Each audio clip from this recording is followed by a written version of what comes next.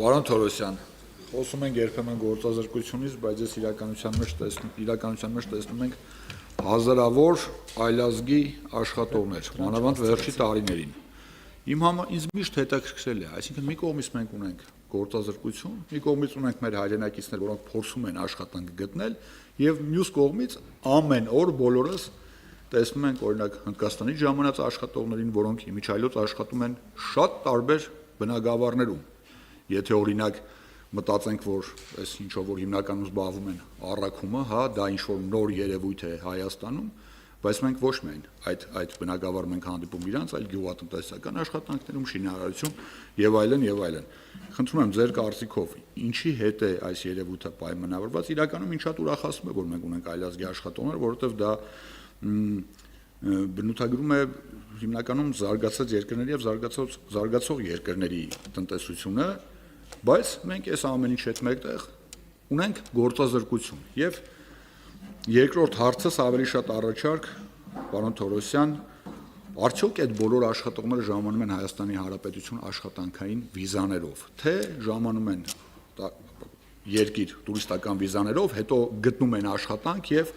անցնում են այդ աշխատանքներին, եթե ոչ ավելի ճիշտ չի լինի, որ մենք ունենանք բազա, ունենանք քվոտաներ եւ այդ աշխատանքային վիզաները մի քիչ ավելի դյուրին ասված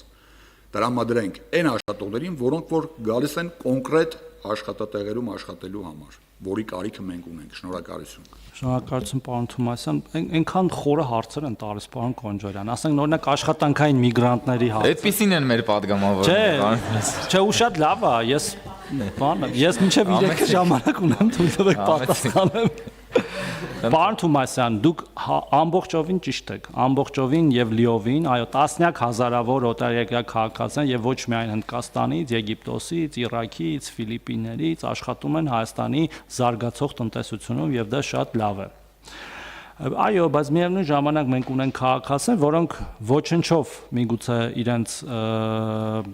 եւ անձնային, եւ ֆիզիկական, եւ այլ չափանիշներով չեն տարբերվում այդ քաղաքացիները, բայց չեն աշխատում այդ աշխատանքները եւ ասեմ ավելին, մենք օրինակ նույն շինարարության մեջ ոչ այդքան նեղ մասնագիտացված գործ անողների մասով, տենց օրական 10,000 դրամից ավել աշխատավարձ են ստանում այդ մարդիկ։ Պատկերացնեք դա ինչքան է ամսական 200-300,000 դրամ, նույնիսկ 13-15 են խոսում, հա։ Այսինքն 400,000 դրամ փող են ստանում այդ մարդիկ, չունենալով ստեղ երևի ոչ սեփականություն, ոչինչ, մի մասն երևի փողի ուղարկում են տուն, հա։ Այս պատճառը մշակութային է, մեկ ակնհայտորեն, ես չեմ վարանի դրա մասին ասել եւ կարծում եմ, որ որևէ ամոթ բան չկա աշխատելու մեջ, հակառակը աշխատելը պատվաբեր է եւ մենք պետքա խրախուսենք դա եւ չկա որևէ ամոթալի աշխատանք, որը դու անում ես, որտեղ ցանկացած աշխատանք գնահատականի արժանի։ Երկրորդը, ասացի, հմտությունների խնդիրն է, որ հմտության պատճառ կա, կարող ասենք մեկը չկարողանա լավ այդ գործը անել եւ պետքա վերապատրաստի կամ գործատուն իրան վերապատրաստի եւ այլն։ Եվ մի բան էլ կա, որ էլի պետքա անդադար ասենք, դա մեր անապահովության համակարգի, նախկին համակարգի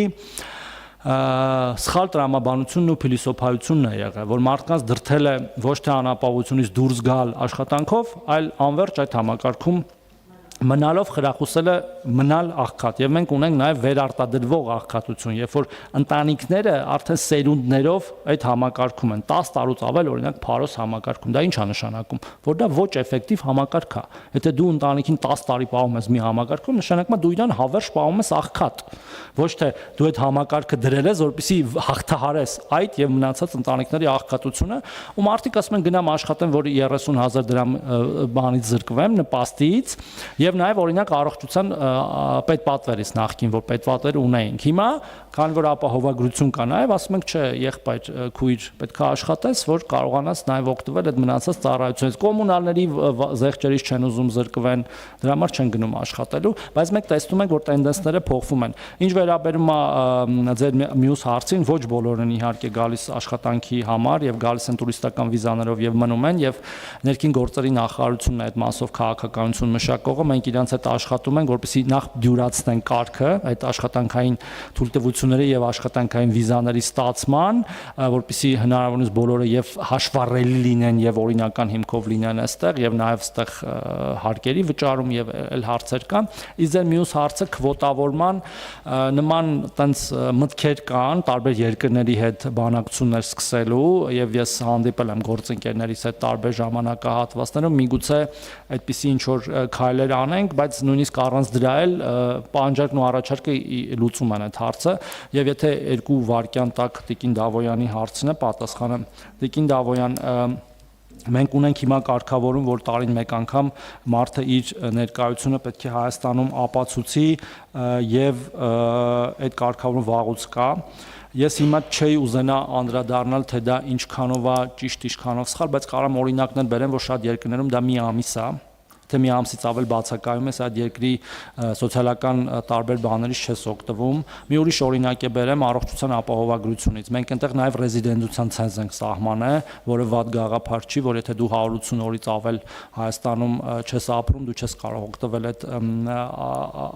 բանից, հնարավորությունից։ Իմաստը նա է, որ եթե դու Հայաստանում չի քո կենսական շահերի կենտրոնը եւ դու նաև քո ծախսերը Հայաստանում չես անում, արժեք չես գեներացնում Հայաստանում, չգաս եւ պարզապես այդ հնարավորությունից չօգտվես եւ նորից չգնաս քո երկիր, բայց եթե ընդհանուր ինչ որ բաներ լինի, իհարկե ձեր հետ են քննարկելու, որտեղ դա օրենքով է կարգավորվում։ Հավանիչ տեսանյութը եւ բաժանորդագրվիչ նորությունները բաց չթողնելու համար